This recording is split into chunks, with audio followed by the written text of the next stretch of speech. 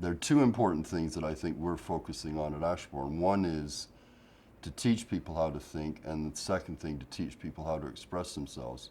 And whether you're talking about mathematics or physics or English literature or history of art, those two things are extremely important. If you're going to write proper essays, you have to think very carefully about the points you're going to make in your essay, make sure they're properly made, and make sure that you express yourself in a way that communicates your understanding of the topic in exactly the way you want. It sounds easy, but in fact it's very difficult. Strange to say, the same sort of principle applies to subjects like A-level physics, where up to half of the marks are awarded for people who can actually explain physical phenomena in a precise and accurate way. Thinking in mathematics is slightly different, but at the same time, if you're going to understand and really feel confident about what you're studying, you have to be able to think, and you have to be able to think clearly, and you have to think very hard, often, about very fundamental concepts. Once you understand the concepts, I think the road to success in mathematics, at any rate, is very straightforward.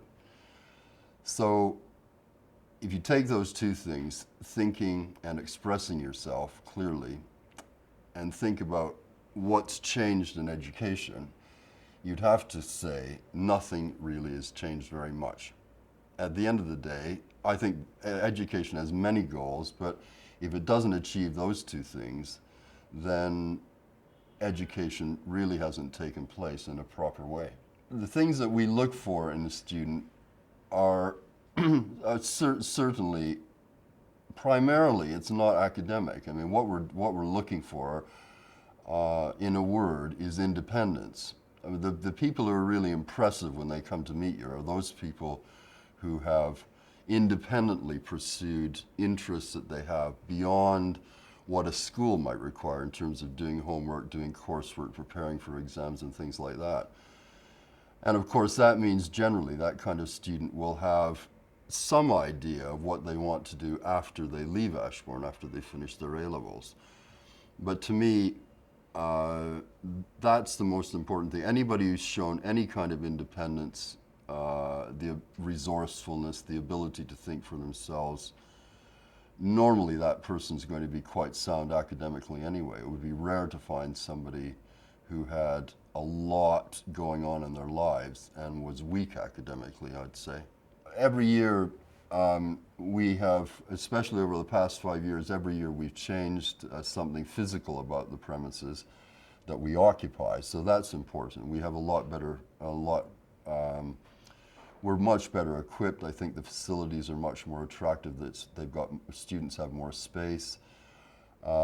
We have developed a lot more in terms of extracurricular activities. So, you know, for example, we started off, I suppose, the two major events that we've kept throughout recent history are the annual review at Christmas time, which is dance, drama, music, fashion show, and then our European trip every spring half-term, which we still continue to run with.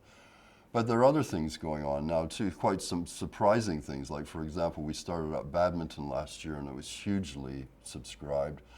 The astronomy club was surprising, and of course, one of the really shockingly surprising things has been the success of critical theory, which is amazing and very rewarding. But yeah, so there are lots of things which students I think are enjoying, and I think it helps round off education here, because at the end of the day we will be judged in the results we produce, so we accept that, there's nothing wrong with that. But I think to provide students with an environment where they're happy and that they can explore some new activities that perhaps they hadn't thought of before. Languages, for example, are very popular with clubs at Ashbourne.